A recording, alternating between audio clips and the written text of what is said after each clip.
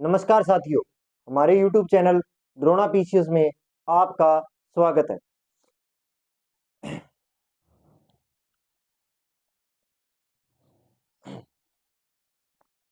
नमस्कार साथियों, हमारे YouTube चैनल द्रोणा पीसीएस में आपका स्वागत है। अपने कर रहे थे मनोविज्ञान के अंदर अधिगम। मनोविज्ञान में क्या चल रहा था? अधिगम। क्या चल रहा था? अधिगम। और अधिगम के अंदर अपने पढ़ रहे थे जीन पियाजे। किसको पढ़ रहे थे? जीन पियाजे को पढ़ रहे थे। और जीन पियाजे को पढ़ रहे थे। जीन पियाजे का सिद्धांत था संज्ञानात्मक विकास का सिद्धांत। विकास का सिद्धांत, इसके बारे में अपने पढ़ रहे थे। और इनमें क्या पढ़ रहे थे? अपने इनकी क्या देख रहे थे? अवस्थाएं देख रहे थे। क्या देख रहे थे? अवस्थाएं। कितनी अवस्थाएं थी? 4 अवस्थाएं थी। अवस्थाएं कितनी मानी इन्होंने? 4 अवस्थाएं मानी। 4 में से अपने 3 कर चुके हैं। कितनी कर चुके हैं? 3। पहली थी संवेदी, करवा चुका हूं। मैं पूरा नाम नहीं लिख के थोड़ा सा बताऊंगा। कौन सी थी? संवेदी थी, जो जन्म से 2 वर्ष थी। जन्म से 2 वर्ष। ये आपको उम्र विशेष रूप से ध्यान रखनी है।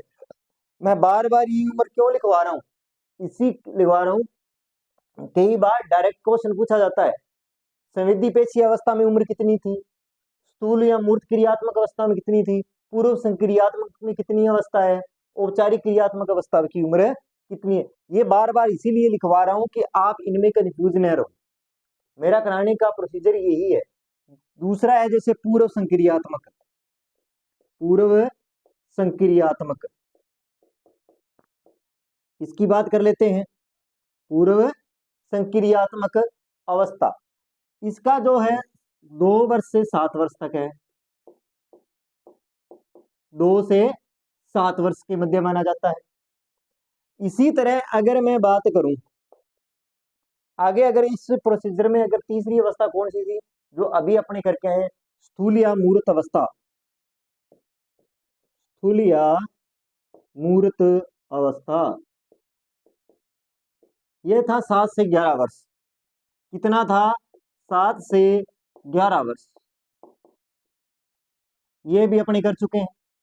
और आज अपने करेंगे औपचारिक। क्या करेंगे? औपचारिक। किसके बारे में करेंगे? औपचारिक या अमूर्त। किसके बारे में? अमूर्त। औपचारिक या अमूर्त या संक्रियात्मक अवस्था। संक्रियात्मक अवस्था। बात समझ में आई? ये है 11 वर्ष। 11 वर्ष से प्रौढ़ावस्था तक। 11 वर्ष से प्रौढ़ावस्था तक। बात समझ में आई कि कितनी? 4।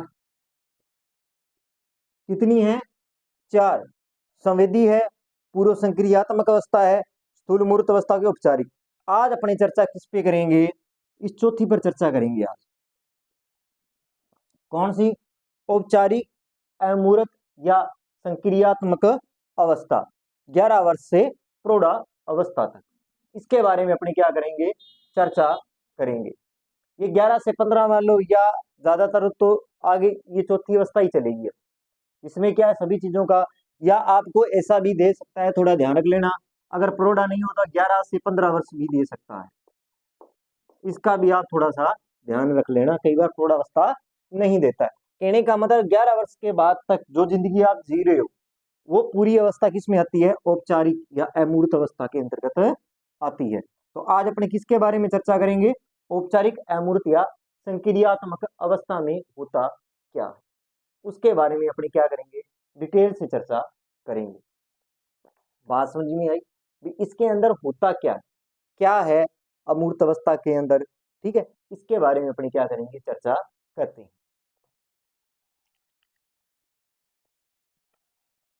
अब देखते हैं आज की चौथी अवस्था, जिसे 15 वर्ष तक भी आप डाल सकते हो, और प्रौढ़ अवस्था, क्योंकि चौथी अवस्था के अंदर आगे की सारी पूरी जिंदगी है, जिसमें क्या है प्रौढ़ अवस्था तक आप ले जा सकते हो। अगर प्रौढ़ अवस्था से संबंधित कोई क्वेश्चन पूछा जाता है, या 11 वर्ष के ऊपर से जो भी क्वेश्चन पूछा जाएगा, जैसे आपको लगे कि ये 15 वर्ष के उम्र के बाद की चीजें हैं, तो वो किसके अंदर आएंगी, औपचारिक, अमूर्त या संक्रियात्मक अवस्था के अंतर्गत आती है। तो चौथी अवस्था का नाम क्या था, औपचारिक, क्या नाम है, औपचारिक अमूर्त, इसे अमूर्त भी कहते हैं, और इसे संक्रियात्मक अवस्था भी कहते हैं। संक्रियात्मक अवस्था, ठीक है, ये भी इसको कहा जाता है। अमूर्त मान लो, औपचारिक मान लो, या संक्रियात्मक अवस्था मान लो। इसकी जो उम्र है वो 7 से 15 वर्ष मान लो, या प्रौढ़ावस्था तक मान सकते हो, दोनों में एक। वैसे आपको ये भी मिल सकता है 11 से 15 वर्ष, या ये मिलेगा, या 11 से प्रौढ़ावस्था, दोनों में एक चीज मिल जाती है, दोनों में कुछ, क्योंकि आगे कोई अवस्था पियाजे ने बताई नहीं है, तो आगे की जो अवस्था है वो किसके अंदर रखी गई है, इसी के अंदर रखी गई है। आई बात समझ। अब इसकी कुछ विशेषताएं देखते हैं भी। इसके अंदर जब बालक आ जाता है 11 से 15 वर्ष की, या आगे की जो उम्र है उसके अंतर्गत आ जाता है, तो बच्चे में क्या क्या परिवर्तन होते हैं, कि कहने का मतलब ये है कि बच्चे में क्या क्या परिवर्तन होते हैं, कि कैसी कैसी चीजों में क्या हो जाता है, बच्चे का परिवर्तन होते हैं, कैसी चीजों के वस्तुओं के बारे में वो सीखता है। जैसे अमूर्त जो योग्यता है, एक तो ये देख लो, क्योंकि अमूर्त योग्यता का विकास, अमूर्त जो योग्यता है इसके बारे में बात करेंगे, जो अमूर्त योग्यता का विकास हो जाता है, क्या हो जाता है, विकास हो जाता है। किसका विकास हो जाता है, अमूर्त योग्यता का क्या हो जाता है, विकास हो जाता है। किसका, अमूर्त जो योग्यता है, क्योंकि पिछले में सिर्फ मूर्त अवस्थाएं थी, जो सामने की वस्तु है उसकी, पर क्या इसमें सोच, जो सोच है अपनी, जो अपना अपने कहते हैं कि यार मैं उसके बारे में इतनी, कि यार मैं बड़ा होके ये बनूंगा या ऐसे करूंगा, तो ये चीजें क्या अमूर्त में होती है, ठीक है। उसके विचार करने में मूर्त वस्तुओं की आवश्यकता नहीं होती है। जब वह विचार करता है, कोई भी चीज का क्या करता है, विचार करता है, कोई भी चीज का क्या करता है, विचार करता है, तो उसे मूर्त, जो मूर्त वस्तुएं हैं, क्या है, मूर्त वस्तुएं, मूर्त वस्तुओं, मूर्त वस्तुओं की आवश्यकता नहीं होती, आवश्यकता नहीं होती है, क्योंकि अब वह समझदार हो जाता है। अब वो मूर्त चीजों पर ही थोड़ी बना रहेगा कि हाँ ये चीज कोई दिखाई तो है। कई बार मन में ऐसा चलता है। वो जो दर्शन शास्त्र है वह एक अमूर्त चिंतन है, इसलिए ये भी बताया कि दर्शन शास्त्र जो है, कौन सा, दर्शन शास्त्र, किसकी बात करेंगे, दर्शन शास्त्र की बात करेंगे। अगर दर्शन शास्त्र की बात करूं तो यह एक अमूर्त चिंतन है। कैसा, अमूर्त क्या है, चिंतन है। कैसा चिंतन है, अमूर्त चिंतन है। कैसा चिंतन है, अमूर्त चिंतन है। मान, तो देखो इसमें क्या कहना चाहता है ये, कि अमूर्त योग्यता का क्या हो जाता है, विकास हो जाता है, और वह विचार करता है। कोई भी अपना विचार विमर्श करता है, किसी के बारे में सोचता है, तो उसे क्या है, मूर्त वस्तु या किसी वस्तु की आवश्यकता नहीं होती, कि आप, इसका मतलब ये है कि आपके सामने कोई वस्तु है, जैसे आम है, उदाहरण के लिए मान लो आम है। अब जैसे जरूरी नहीं है कि आम के बारे में अपने सोच रहे हैं, अगर मान लो आम के बारे में अपने क्या कर रहे हैं, सोच रहे हैं, क्या कर रहे हैं आम, तो जरूरी तो नहीं कि आम हमारे आसपास हो, सामने होगा तो ही सोचेंगे, नहीं। अब कुछ चीजें, जैसे आज अपने इंग्लैंड के बारे में सोच रहे हैं, ठीक है, कोई इंग्लैंड की नदी है उसके बारे में सोच रहे हैं, तो क्या वो अपने सामने आ गई, क्या अपने उसके पास है, नहीं है, मूर्त रूप में तो नहीं है, पर क्या है, अमूर्त रूप से क्या कर जाते हैं, पहुंच जाते हैं, कहते हैं ना सपने। अब सपनों वाली बात होती है, क्या होती है, सपनों वाली क्या होती है, बात होती है। वो सपने क्या होते हैं, अमूर्त ही होते हैं, मूर्त से उसका कुछ लेना देना नहीं है, वास्तविकता से कुछ लेना देना नहीं होता है। दर्शन शास्त्र क्या है, दर्शन शास्त्र में क्या होता है, अमूर्त चिंतन ही होता है, वास्तविकता कुछ भी नहीं होती है। अब बात कर लेते हैं आगे।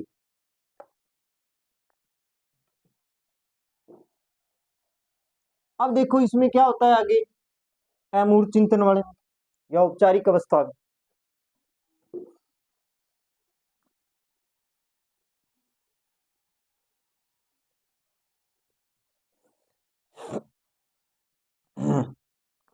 अब अगर आगे मैं बात करूं, इसकी अवस्था के बारे में आगे बात करूं कि बालक क्या होता है कि इसमें एक तो परिपक्व हो जाता है, क्या हो जाता है बच्चा, बच्चा सोच विचार में क्या हो जाता है, बिल्कुल परिपक्व हो जाता है।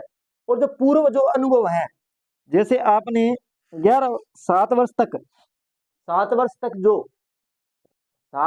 तक बच्चा रहा, उसके बाद में 7 से 11 वर्ष में आया, 11 से वो 15 वर्ष की अवस्था में, जो पूर्व जिसके जो अनुभव है, जो उसके पीछे के जो अनुभव रहे, 11 वर्ष तक जो अनुभव रहे, बालक क्या है, उनके गुणों को क्या करने लग जाता है, पहचान करने लग जाता है, कहाँ ये पानी है, ये जूस है, ये सब्जी है, ये रोटी है, इस चीजों का क्या हो जाता है, बच्चे को पहचान। इस अवस्था में, इस अवस्था में, इस अवस्था में क्या, कि इस अवस्था में पूर्व अनुभवों द्वारा अनुभवों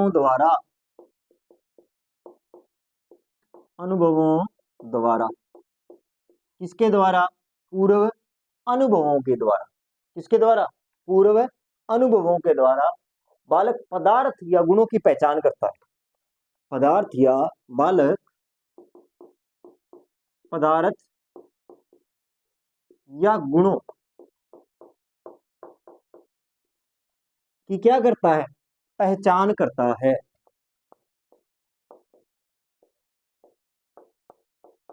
क्या करता है, पहचान करता है, कि इस अवस्था से पूर्व अनुभवों द्वारा बालक पदार्थ या गुणों की क्या करता है, पहचान करता है। क्यों, कि जो उसके जो पूर्व अनुभव हैं उसके आधार पर क्या करता है, आगे की चीजों की क्या करता है, वो पहचान करता है।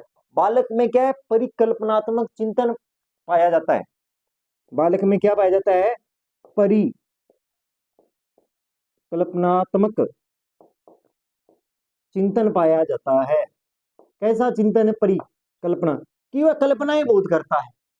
बच्चा क्या है, कल्पना बहुत ज्यादा करता है, कि मैं बड़ा होके ये बनूंगा, ये बनूंगा, बड़े बड़े स्वप्न देखता है, जिसका उस चीज से अभी तक उसका कोई वास्तविकता नहीं होती है, उस चीज से क्या नहीं होती है, उस चीज की उससे कोई भी आवश्यकता, अभी कहने का मतलब वो उस दुनिया के बारे में नहीं जानता जिसकी वो क्या कर रहा है, कल्पना कर रहा है।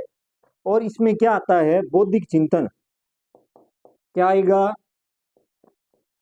बौद्धिक चिंतन क्या आता है उसमें, बौद्धिक चिंतन आ जाएगा, तार्किक चिंतन आ जाता है इसमें, तार्किक चिंतन आ गया, क्या आ गया, तार्किक चिंतन आ जाता है इसमें। समस्या समाधान करना, समस्या समाधान करना,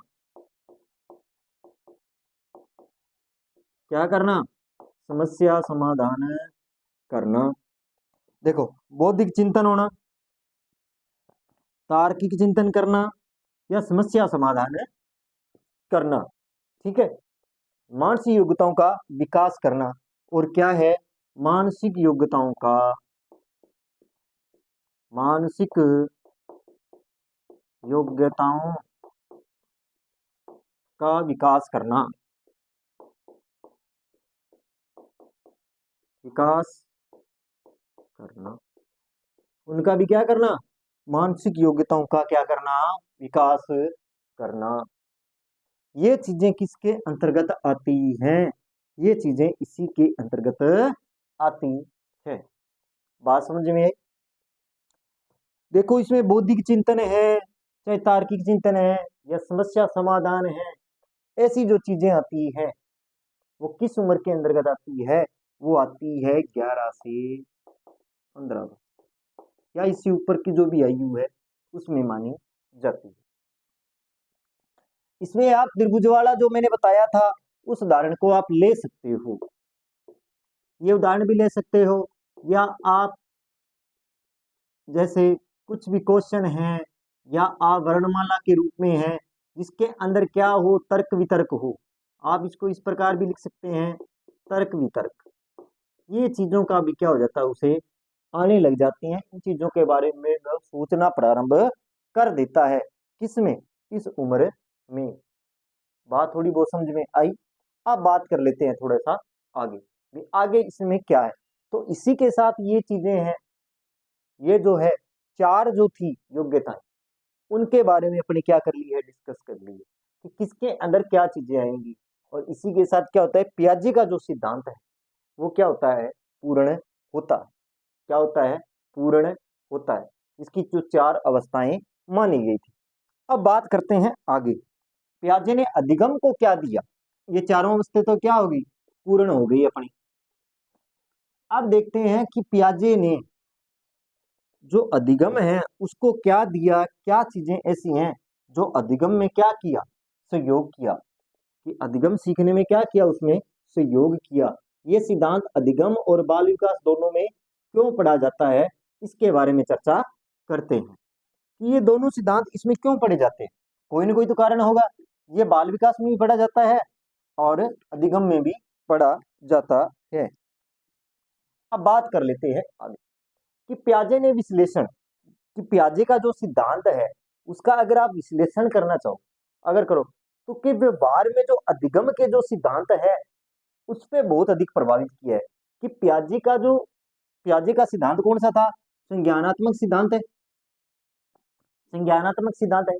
अगर इसका शिक्षा के क्षेत्र में भी विश्लेषण किया जाए, किसके क्षेत्र में, शिक्षा के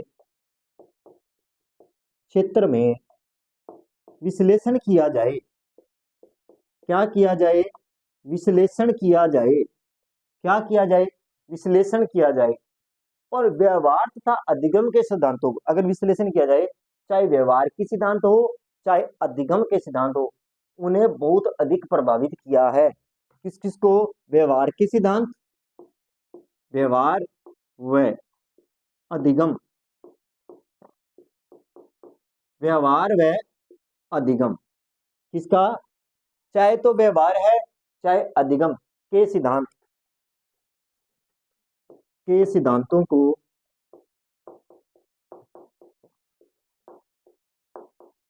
प्रभावित किया है, प्रभावित किया है, क्या किया है, प्रभावित किया है। कि शिक्षा के क्षेत्र में विश्लेषण, व्यवहार और अधिगम के सिद्धांतों को क्या किया गया है, अत्यधिक प्रभावित किया गया है। तो किस किस को प्रभावित किया, ये तो व्यवहार के सिद्धांत को, इसको, और एक इसको अधिगम के सिद्धांत को क्या किया गया, प्रभावित। किस सिद्धांत में किया, पियाजे के संज्ञानात्मक विकास सिद्धांत। अधिगम के जो अनेक जो आयाम हैं, अधिगम के नए आयाम हैं, नए आयाम हैं, कौन से आयाम, नए आयाम। किसके आयाम की बात कर रहे हैं, जो नए आयाम हैं, कौन कौन से, जैसे रटन अधिगम, कौन सी, रटत प्रक्रिया है, रटन, रटन प्रक्रिया, कैसी प्रक्रिया, रटंत प्रक्रिया है। गत्यात्मक कौशल है, गत्यात्मक कौशल। कैसा कौशल? गत्यात्मक कौशल। कैसा कौशल की बात करेंगे? गत्यात्मक कौशल की बात कर लेते हैं। इसमें गति का प्रभाव अनुकूलन है, अनुकूल या विलोप या विलोपन की जो प्रक्रिया है, अनुकूलन है, विलोपन है, ठीक है। अनुकूलन कह लो, विलोपन कह लो, ठीक है। गत्यात्मक कौशल में अनुकूलन हो चाहे विलोपन हो, क्या प्रक्रिया हो, चाहे तो अनुकूल हो या क्या हो, विलोपन की जो प्रक्रिया है या स्मरण विस्मरण की प्रक्रिया है, स्मरण स्मरण या विस्मरण, स्मरण या विस्मरण की प्रक्रिया जो है, स्मरण या विस्मरण की जो प्रक्रिया है, पियाजे के सिद्धांतों का प्रभाव है। पियाजे के सिद्धांतों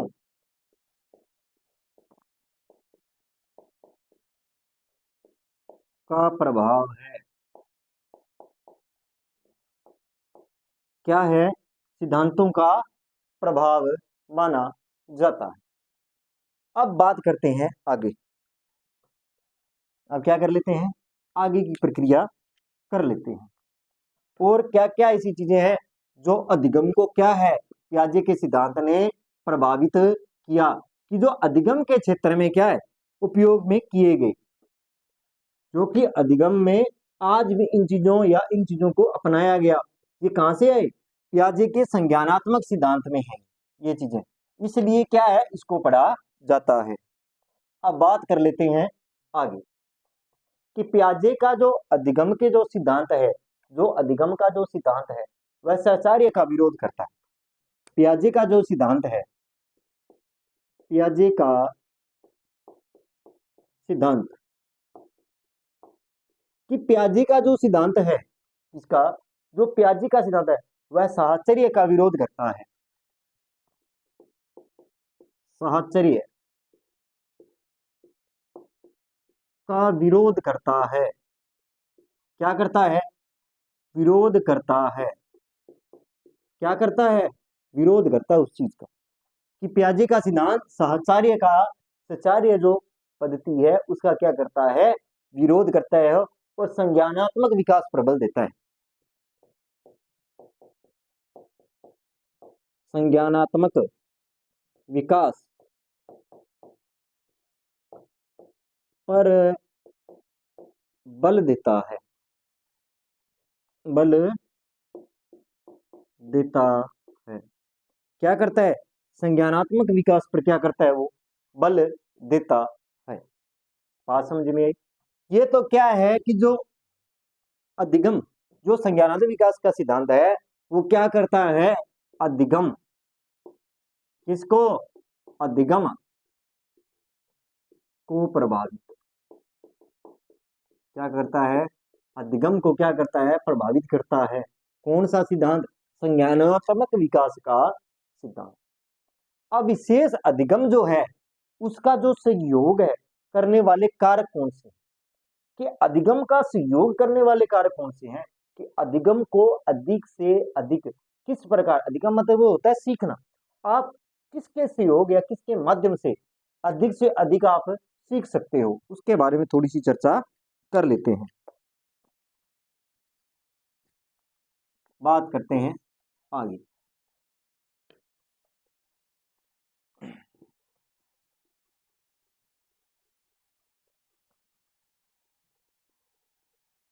देखो कि अधिगम या सीखने में कौन कौन से तत्व हमारी सहायता करते हैं, कि विशेष अधिगम, क्या लिखोगे आप? विशेष अधिगम, विशेष अधिगम, कि विशेष अधिगम में सहयोग करने वाले कारक, सहयोग करने वाले कारक, करने वाले कारक, क्या कारक? विशेष अधिगम में सहयोग करने वाले कारक कर लेते हैं। कौन कौन से ऐसे कारक हैं जो अधिगम में क्या करते हैं? सहयोग करते हैं। जैसे सबसे पहले है क्षमता। किसकी बात करते हैं? क्षमता की बात करें कि अगर आपको अधिगम मान लो, इसका मैं थोड़ा सा बता देता हूं कि आप में अगर क्षमता का मतलब आप में उस चीज को करने की क्या नहीं है, क्षमता ही नहीं है उस चीज को करने में, क्या है आप करने में, क्या है या सीखने में क्या है, आप समर्थ ही नहीं है, तो आप वो चीज सीख जाओगे क्या? कभी नहीं सीख पाओगे। दूसरी चीज होती है अभ्यास। किसके बारे में बात करेंगे? अभ्यास के बारे में। वो कहते हैं ना, करत करत अभ्यास जड़मत हुई सुजान। ठीक है, क्योंकि आप किसी चीज का बार बार प्रयास करोगे तो वो चीजें क्या हो जाएगी, आपके स्थायी हो जाती हैं। तो कोई चीज को सीखना है तो उसके लिए अभ्यास सबसे महत्वपूर्ण है। अभ्यास करना ही पड़ेगा, तो वो चीजें आपकी स्थायी रहेंगी, नहीं तो आहिस्ता आहिस्ता आप क्या कर जाओगे, भूलते जाओगे। अगर तीसरी बात करूं, अभिप्रेरणा, मोटिवेशन। अभिप्रेरणा, अभिप्रेरणा का मतलब मोटिवेशन, कि आप कोई चीज है उसके बारे में अगर आपको रुचि उत्पन्न कर दी, आप जैसे अब मैं साइको पढ़ा रहा हूँ, उसमें अगर मैंने आपकी रुचि उत्पन्न कर दी तो आपको ये हार्ड लगने वाली चीज भी क्या हो जाएगी, सरल हो जाएगी। क्या लगने लग जाएगी, आपकी रुचि उत्पन्न हो जाएगी। वो कहते हैं ना कि रास्ता दिखाने वाला, कि मैं रास्ता दिखाने वाला हूँ।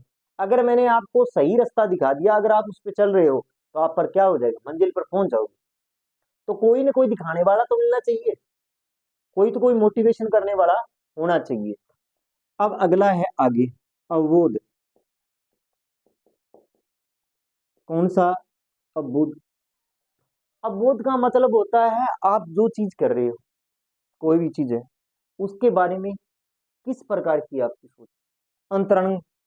अगला कौन सा है? अंतरंग।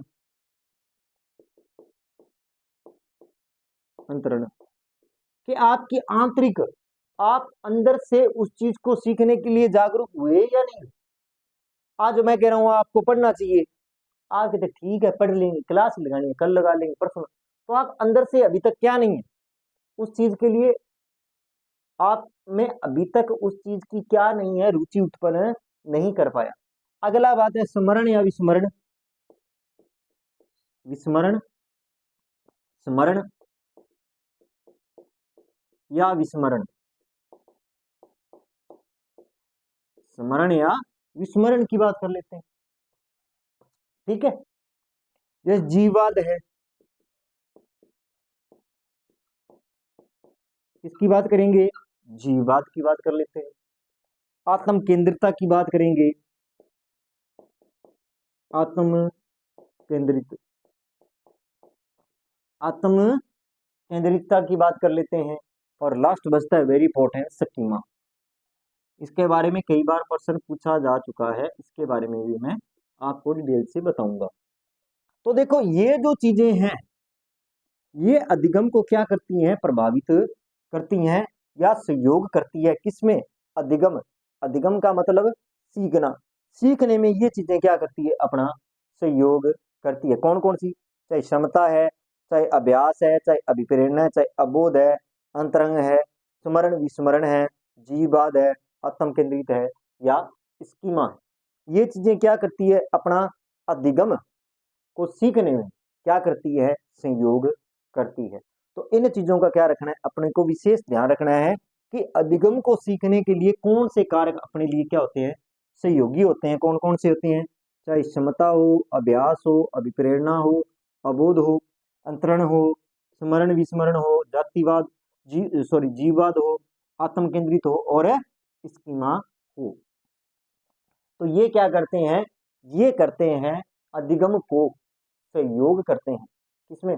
सीखने में क्या करते हैं, ये चीजें क्या करती है, अपना सहयोग करती है। तो इसी के साथ अपना क्या है, जो पियाजे का सिद्धांत चल रहा था। कौन सा सिद्धांत चल रहा था? पियाजे का सिद्धांत चल रहा था। पियाजे का सिद्धांत का नाम था संज्ञानात्मक विकास का सिद्धांत। ठीक है, उन्होंने 4 अवस्थाएं बताई। कितनी अवस्थाएं बताई? 4। कौन सी? संवेदी पेशीय है, पूर्व संक्रियात्मक अवस्था है, मूर्त है, अमूर्त अवस्था है। फिर उन्होंने उनमें वर्षमान दिए।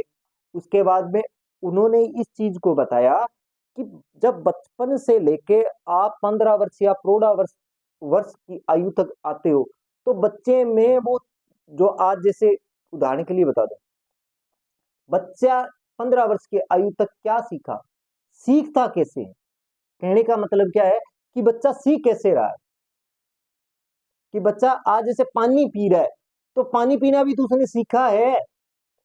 15 वर्ष की आयु में, 7 वर्ष की आयु में बच्चा खाना खाने लग जाता है, पानी पीने लग जाता है, माता पिता को पहचानने लग जाता है, घर परिवार के सदस्यों को पहचान, तो उसने कैसे न कैसे तो उस प्रक्रिया को चल रही है। आज जैसे आज अपने बड़े हो गए, तो आप बच्चों वाले खेल खेल लोगे क्या? नहीं खेलोगे, आपको खुद को ही शर्म आएगी। और जब आपकी उम्र थी 7-8, तो आपको शर्म का पता ही नहीं था कि शर्म नाम की भी कोई चीज होती है, कोई चिड़िया होती है। कोई पता था? नहीं पता था। क्यों? कि उस टाइम तो चाहे मिट्टी में है, धूल में है, अपने को क्या करना था, सिर्फ और सिर्फ खेल से ही ध्यान में था। किन चीजों का ध्यान था? खेल संबंधित चीजों का ध्यान। जैसे जैसे आपकी उम्र बढ़ती गई, वैसे वैसे आप क्या होते गए, उस चीज में आते गए, और आपको ऐसा लगा कि हाँ, अब इन चीजों के बारे में अलग है, अब चीजें क्या हो गई, अलग हो गई। आप देखो बचपन में क्या करते हैं, आपको किसी प्रकार की कोई जिम्मेदारी नहीं होती। उदाहरण के लिए बताओ, आपके पास किसी प्रकार की कोई जिम्मेदारी नहीं होती है, आपको सिर्फ सोना, खाना, विद्यालय जाना, ठीक है, इतना ही काम, वही आपका क्या था, संसार था। जैसे ही आपने 12वीं कर ली, कॉलेज लाइफ में चले गए, वहां भी आपने मान लो किशोरावस्था में आगे इंजॉयमेंट किया। अब क्या करोगे कॉलेज के बाद में? कॉलेज के बाद में क्या करोगे? अब करियर की टेंशन हुई या नहीं? अब देखो, बाल्य अवस्था में आपके टेंशन थी क्या करियर की? किसी प्रकार की कोई टेंशन नहीं थी। अगर किसी टीचर ने याद नहीं है और 4 डंडे मार भी दिए, तो भी आपको कोई टेंशन नहीं। पर आगे चलकर जैसे कॉलेज लाइफ पूरी हो गई, तो आपको अपना करियर पर क्या करना पड़ेगा, फोकस करना पड़ेगा। टेंशन बनने लग जाएगी कि हाँ, आगे अपने को करना क्या है, कैसे करना है, अपना करियर कैसे सुधारना है, लोगों के बीच में जाना कैसे है। अब बचपन में इन चीजों का ध्यान था क्या? नहीं ध्यान था। क्यों? कि अपनी जो आयु है, वो कहते हैं कि आयु से पहले बड़ा नहीं होना चाहिए। आयु जो है आपकी, उस मुताबिक चलना चाहिए, आयु से पहले बड़ा नहीं होना चाहिए। उसके पीछे कारण पता है क्या है? यही कारण है कि ना तो आप जिस उम्र में आप हो उस लाइफ को जी सकते हो, और न जो आने वाली जो लाइफ है उसके बारे में आप जी सकते हो। आपकी जो अवस्था है उस हिसाब से अगर आप चल रहे हो, हाँ, अगर आपकी 7 से 11 वर्ष की आयु है, तो अभी आपको करियर की टेंशन नहीं होनी चाहिए। मैंने कई कई बच्चों को देखा है कि वो 10वीं तक नहीं है, 8वीं में है, उसे करियर की टेंशन उस समय। अरे अभी आपकी खेलने कूदने की उम्र है, आगे अभी 10वीं पास करो, 12वीं पास करो, कॉलेज में जाओ, आगे का पहले जो आपकी जो एजुकेशन है उसका पूरा करो, उसके बाद में करियर क्या होगा कौन डिसाइड। आगे का अपने को एक कदम का पता नहीं कि अपना क्या हो जाए, और आप अभी 7-8 साल आगे की लाइफ के बारे में अभी से सोचने लग जाओ, तो आपका बचपन, न तो आपका ढंग से बचपन चला जाए, बचपन खत्म हो जाएगा, और उधर आपका जो करियर बनने की उम्र आएगी, तब उसमें आप संभाल पाओगे। तो इसलिए आपकी जैसी उम्र है उसके हिसाब से चलना चाहिए, न कि आप उन चीजों के बारे में अधिक सोचो जो कि आगे होने वाली है। ये चीज किसने बताई थी? ये चीजें बताई थी पियाजे ने, कि जैसी आपकी उम्र है उसके हिसाब से आप में क्या होते जाएंगे, आहिस्ता आहिस्ता परिवर्तन होते जाएंगे। और ये परिवर्तन ही क्या है? अपना अधिगम है। अधिगम क्या कहता है कि व्यवहार में क्या करना, परिवर्तन। व्यवहार में परिवर्तन ही क्या है? अधिगम है। तो ये था पियाजे का सिद्धांत। तो आज के लिए इतना ही। अगर आपको मेरी क्लास अच्छी लगी हो, लाइक करें, कमेंट करें, चैनल को सब्सक्राइब करें। धन्यवाद।